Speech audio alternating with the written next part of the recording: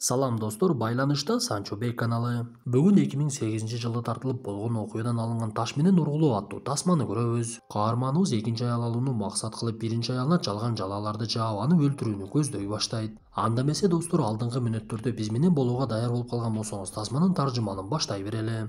Да поможет мне Всевышний лишить жизни эту потаскуху. Иран өлкөсүнүн Кукпайех аймагы 1980-жылдар. Ал убакта диктатор Шах бийликтен кулатылып, светтик өлкө болгон Иран ислам өлкөсүнө айланып, өлкөдө толугу менен алмашуулар болуп, элдер динге кайта баштаган. Биз ошол аймакта унаасы менен келе жаткан франциялык кабарчы Фрейдан Сайыпчамды көрөбүз. Ал Советтер Союзу иштеп чыккан Жигули 07 унаасын айдап алган эле. Бул унаа көпчүлүгүбүз билгендей бузулгандан башка нерсеге жарактуу деле эмес. Айткандай эле бир кезде унаанын суусу ысып кетип, ордунан жылбай калып, кабарчы эмне кылышын билбей жолдо өткөн башка унааларды күтө баштайт. Бул мезгилде андан алыс эмес жерде Захра деген орто жаштагы аял жүргөн. Ал суунун жээгиндеги сөөктөрдү чогултуп, аларды сууга тазалап жууп, андан соң жерге көмөт дагы үстүнө таш коюп белги кылып коет. Бул убакта унаасы бузулуп калган каарманыбыздын жанына автобус келип калып, ал унаасын сүйрөтүп алып жөнөгөн. Кабарчы жолдо көрүнгөн эң биринчи унаа оңдоочу жайга токтоп, дароо эле унаасын оңдотууга киришип, бирок ал аймакта мындай унаага тетиктер аз болгондуктан унаасы батондолбой турган болуп, унааны оңдой турган адам бир аз эс алып келиңиз деп каарманыбызга түшүндүрө баштайт.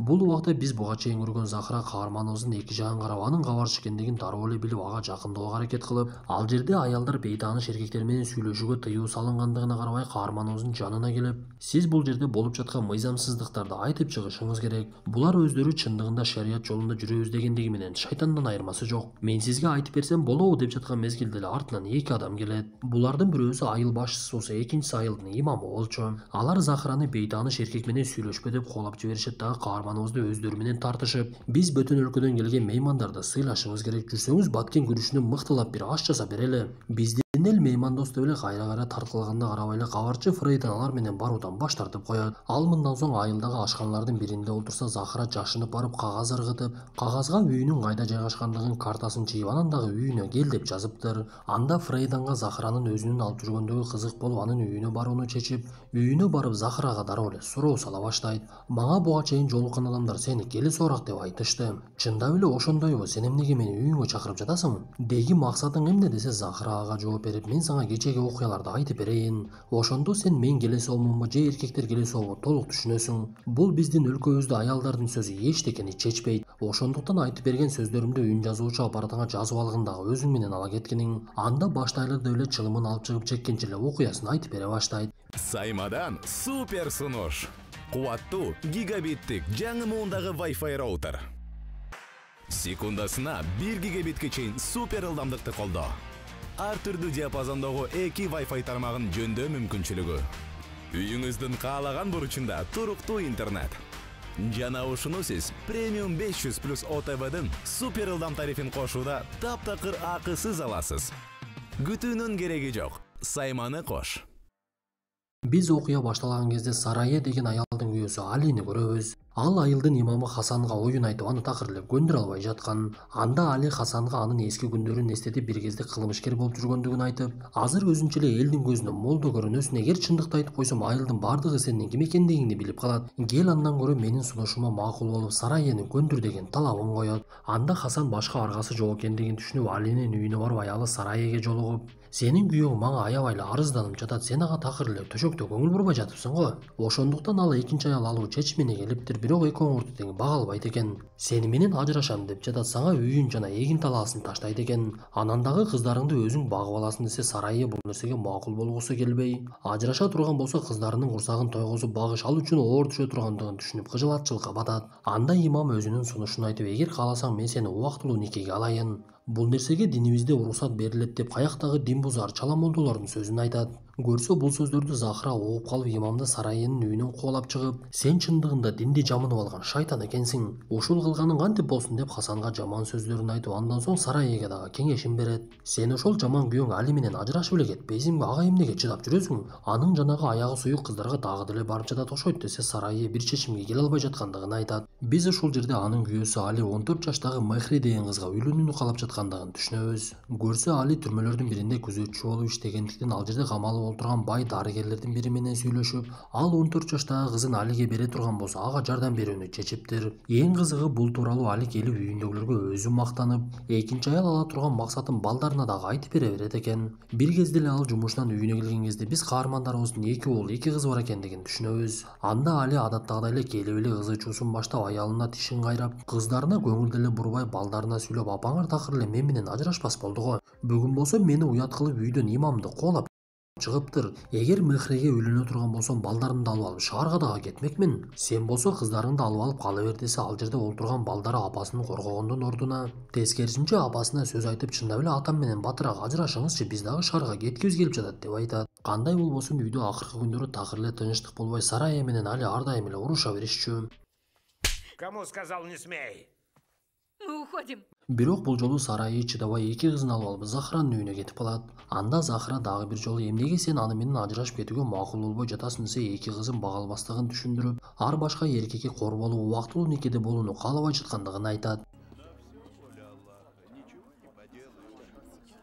Күндөрдүн биринде жергиликтүүлөрдүн бири Хашемдин аялы өтүп кетип үйүндө дажыя башталат. Анда айыл өтө деле чоң болгондуктан бардыгы кызматка келишип аза күтө башташып, бир кезде имам менен айыл башчы Захраны жанына чакырышат. Алар Захрага оюн айтышып, Хашемдин аялы өтүп кетип баласы экөө жалгыз калышты. Эми баласын карай турган аял керек. Сарайга биз айта турган болсок көнчүдөй эмес, ошондуктан сен көндүргүнүң. Ал убактылуу Хашемдин колунда кызматчы болуп иштеп турсун, акчасын сөзсүз төлөп берет десе, Захра дароо эле макулдугун берип, Сарайга акча керек экендигин түшүнүп дароо эле аны көндүрөт. Бирок ушундай күндөрдүн биринде Сарайы кызматын кылып жүргөн кезде анын күйөөсү Али карап олтуруп, аялынын колу Хашемдин колуна тийип кеткендигин байкайт дагы оюна бир нерсе келе түшөт. Биз ушул жерде Али эмне үчүн өзү эле ажырашып кетип кала албай жаткандыгын түшүнөбүз. Көрсө жергиликтүүлөрдүн тартиби боюнча, эгер күйөөсү ажырашкысы келип аялы макулдугун бербей турган болсо, аялына өтө көп суммадагы акча бериш керек экен. Ошондуктан Али акча берүүнү каалабай, аялы Сарайдын макулдугун ала албай жүрүптүр. Ошентип арадан убакыт өтүп, Сарайы дагы кылган кызматы үчүн акысын алып, Али дагы өзүнүн оюн бышырып бир күнү Хасан менен бөлүшө баштайт. Менимче Сарайы менен Хашемдин ортосунда бир нерсе бардай. Мен бул нерсеге өзүм күбө болуп чыгамын. Сен болсо айылыбызга Сарайы ойноштук кылып жатат деп ушак таратканың.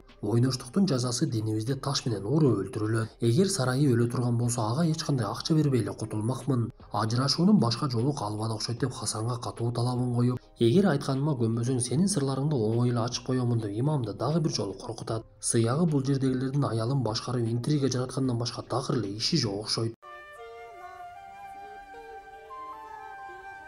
Бул убакта Сарайы эчтекеден кабары жок кыздар менен кызгалдак терип ойноп, иштеп акча таап баштагандыктан жашоого болгон үмүтү пайда болуп жакшы көңүлдө жүргөн. Бирок Захра көчөдөн кээ бир сөздөрдү уга баштап бир баленин башталгандыгын түшүнүп, бир мезгилде Али менен Хасан айыл башчы Ибрагим менен сүйлөшүп олтургандыгын көрөт. Анда 2 каарманыбыз айыл башчыга Сарайынын ойноштук кылып жаткандыгын айтса, Ибрагим алардын сөзүнө ишенгиси келбей, менимче силер жөн эле Сарайга жала жаап жатасыңар, мен бул ишиңерге сот болуп бере албаймын. Сөзүңөрдү аныкташ үчүн так 2 күбө керек деп каармандарыбыздын сөзүн укпай дагы коет. Анда Захра дароо эле Сарайга келип ага уккандыгын айтып, сен жумушуңдан чыгып эле кетчи. Али бир болсо сага жала жабайын деп жатат, мен жамандык болушун каалабай эле турамын. Сураныч менин сөзүмдү угуп кой десе, Сарайы Захранын сөзүн уккусу дагы келбей, алар өздөрү суранып мени ишке орнотушту. Эми кайрадан мени ишимден айырайын деп жатышабы? Мага акча керек, кайдагыны айтпачы Захра деп Захранын сөзүнө маани бербей коет. Бул убакта Али менен Хасан аракетин токтотпой Хашемди чакырып алышып, ага дагы ар кандай суроолорду беришип, эптеп Хашемди сөздөн кармаганга аракет кылышып, бирок Хашем алар олтурган жерден чыгып кетип калат.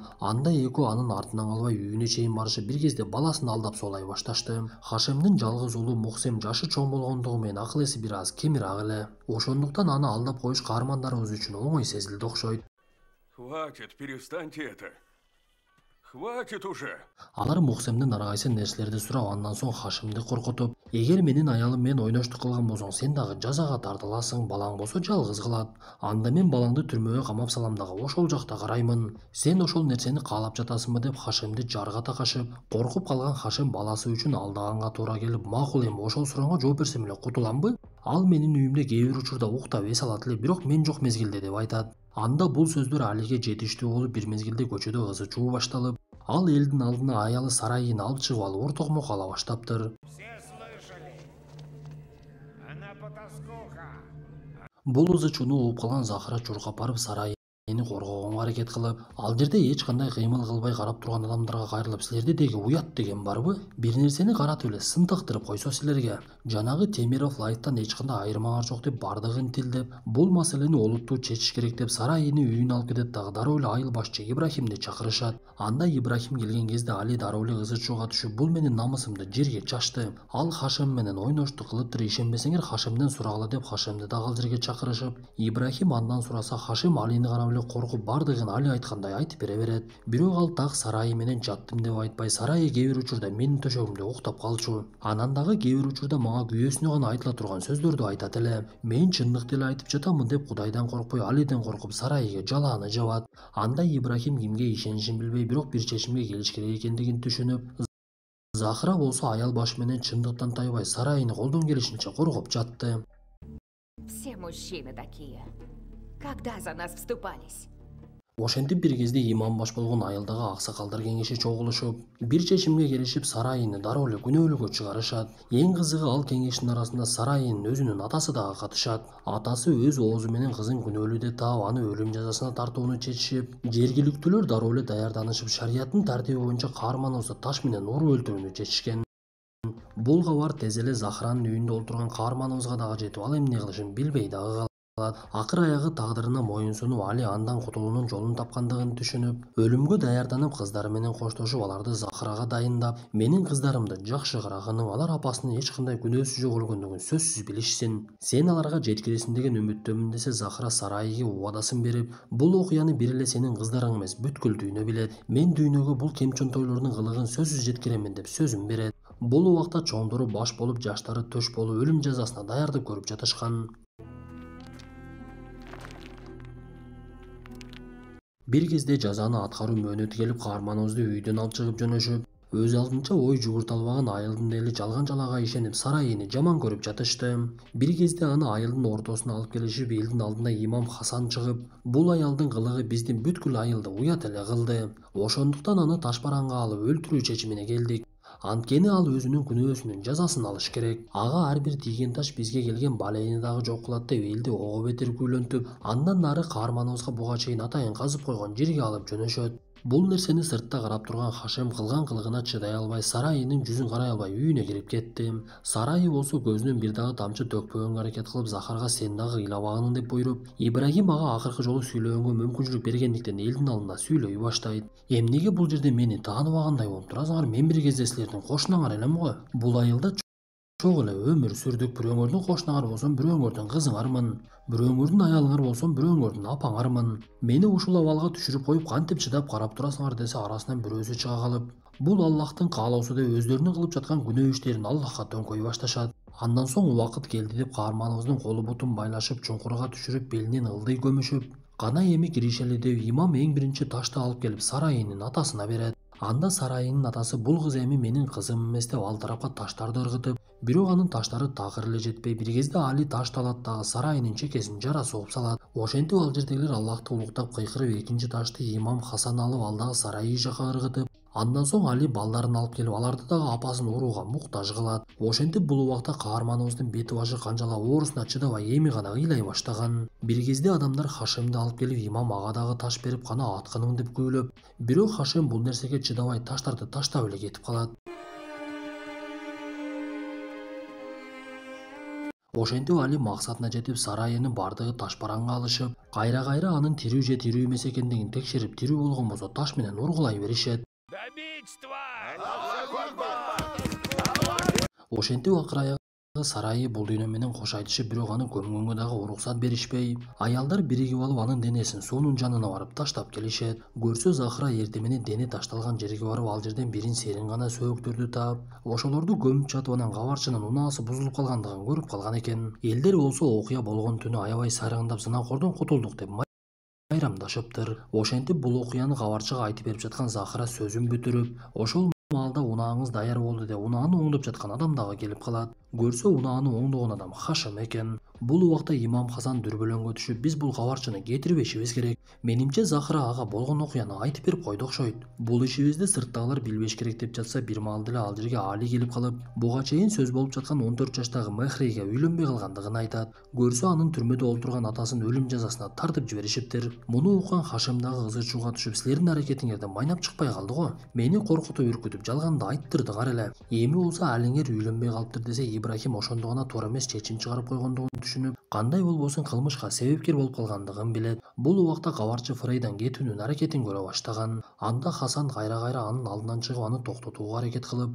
Фрейдан болбой эле унаасына олтуруп алса, имам адамдарына буйрук кылып мылтыкты катат. Анда Фрейдан айласы жок баштыгын текшерткенге туура келип, ал жердегилер баштыгынын ичиндегилердин бардыгын алып калышып, эми каалаган жака кете берсең болот деп каарманыбызды кетирип жиберишет. Бирок бул нерсени Захира алдын ала билгендиктен кассетаны өзүнө алып калып бир бурчта күтүп туруптур. Анда Фрейдан унаасы менен жеткен кезде Захира ага кассетаны берип, сен чындыкты бүткүл дүйнөгө жеткиргениңде Фрейдан унаасын андан нары айдап качып кетип калат. Анда Ибрагим менен Хасан чуркап ал жерге жетип келсе, Захира аларга кайрылып, силер эмнеден коркуп жатасыңар? Силер чындык үчүн күрөшүп күнөөлүү адамды жок кылдыңар го. Мына эми силердин кылыгыңарды бүткүл дүйнө билет деп жар салат. Тасманын аягында берилген маалымат боюнча Фрейдан уккан окуясы тууралуу китеп жазып, ал китеби бүткүл дүйнөгө тарап, жакынкы чыгыш өлкөлөрүндө мыйзамсыздык менен көптөгөн аялдар каза болгондугу билинет. Бирок бул болуп өткөн окуяны Иран өлкөсү такыр эле мойнуна албаптыр. Бул сүрөттө болсо каарманыбыз Сарайы 9 жаш кезинде экен. Кабарчы Фрейдан болсо 2008-жылы бул дүйнө менен кош айтышыптыр. Достор, ушуну менен бүгүнкү тасмабыз дагы аягына чыкты. Тасма жакса мыкты белгисин басып, оюңуздарды сөзсүз калтыра кетиңиздер. Анан дагы достор, биздин динибиз ар адамдын урматын ордуна койгон, жалган күбөдөн алыс болууну үйрөткөн эң таза дин. Бирок кандай болбосун, мындай зөөкүлөр ар кайсы заманда чыга берет экен. Ошондуктан динибизге мындай адамдарды үлгү кылбай, жалгыз гана адамдардын арасынан эң мыктысы пайгамбарыбызды гана ээрчейли. Анда эмесе достор, кийинки тасмадан жолугушканча ден соолукту жакшы карап, өзүбүз дагы ар дайым үлгүлүү мусулман бололу.